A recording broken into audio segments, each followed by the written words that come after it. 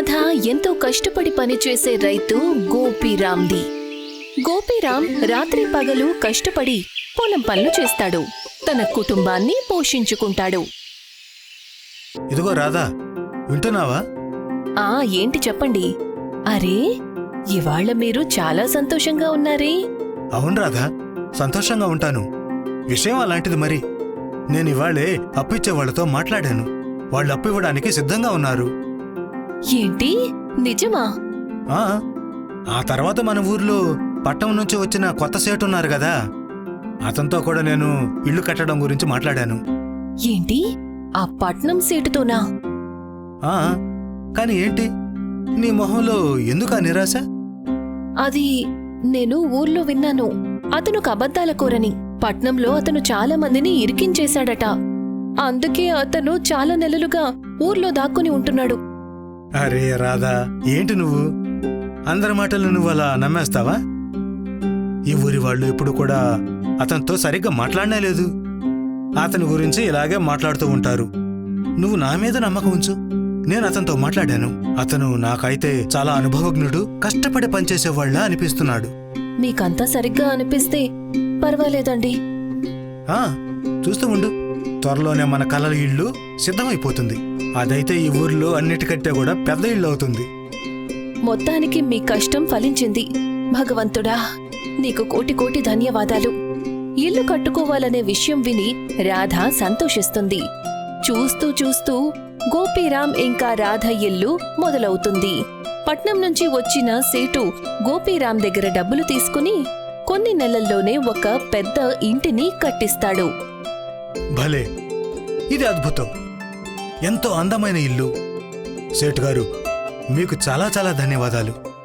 అరే పర్వాలేదు గోపీరామ్, అందరి కలల ఇల్లు కట్టించడం నా బాధ్యత. అవును, మీరు సరిగ్గా చెప్పారు.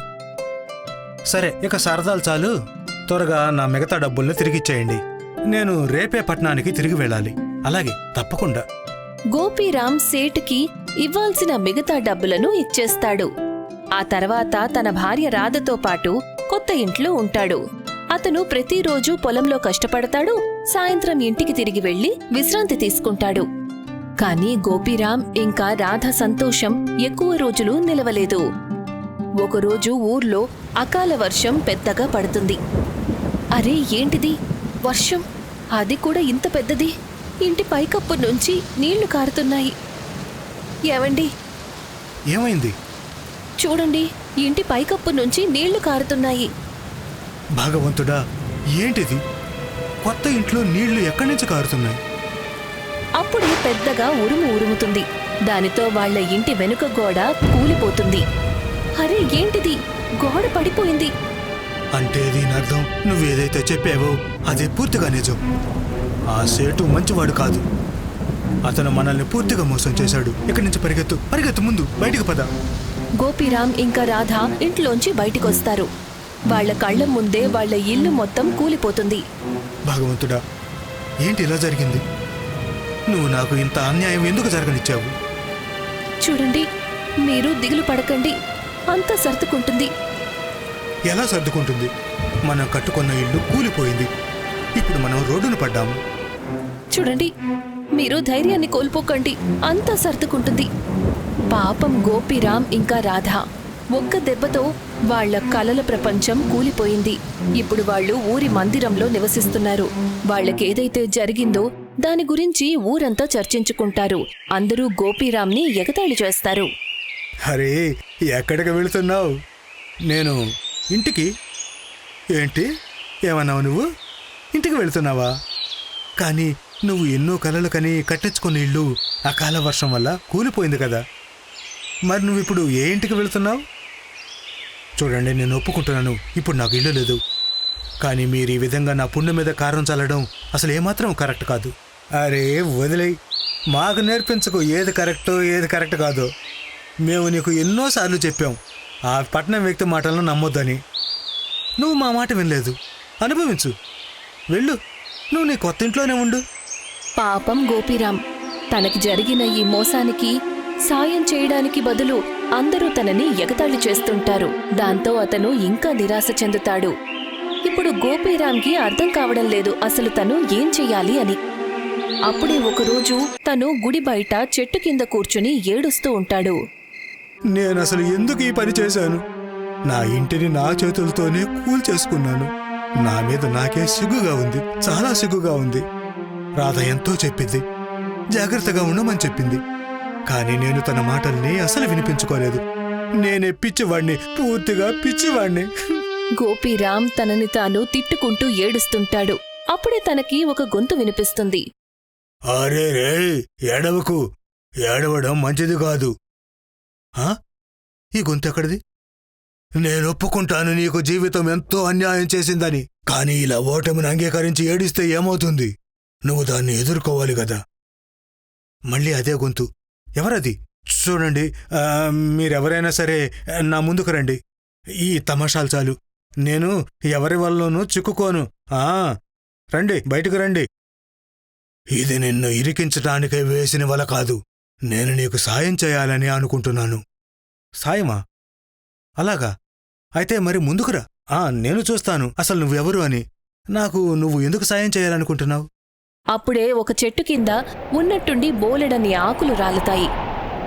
అరే, అసలేంటిది? ఒక చమత్కారం జరుగుతుంది. ఆ ఆకులలో నుంచి ఒక విశాలమైన జిన్ బయటికొస్తాడు. అరే, అసలేంటిది? చెప్పు గోపి, ఎలా ఉన్నావు? ముందు నువ్వెవరో చెప్పు. నేనొక జిన్. ఎన్నో ఏళ్లుగా అందరికీ సాయం చేస్తున్నాను. సాయమా? కాని ఏం సాయం? అందరూ వాళ్ళు నాకు వాళ్ళ సమస్యల గురించి చెప్తారు. నేను నా మాయతో వాళ్ళకి సహాయం చేస్తాను. ఏంటి? మాయా? మాయా, ఇప్పుడు చెప్పు, నీ సమస్య ఏంటి? జిన్ అడిగిన తరువాత గోపీరామ్ ఏమాత్రం ఆలోచించకుండా తనకి జరిగిన అన్యాయం గురించి వివరిస్తాడు. అది విన్న తర్వాత జిన్కి చాలా కోపం వస్తుంది. ఏంటి? ఇది చాలా అన్యాయం గోపి.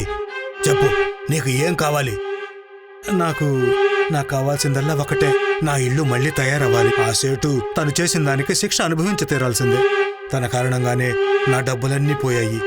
పైగా అప్పులు కూడా ఉన్నాయి నాకు. నేను వీటన్నిటి నుండి విముక్తి పొందాలనుకుంటున్నాను.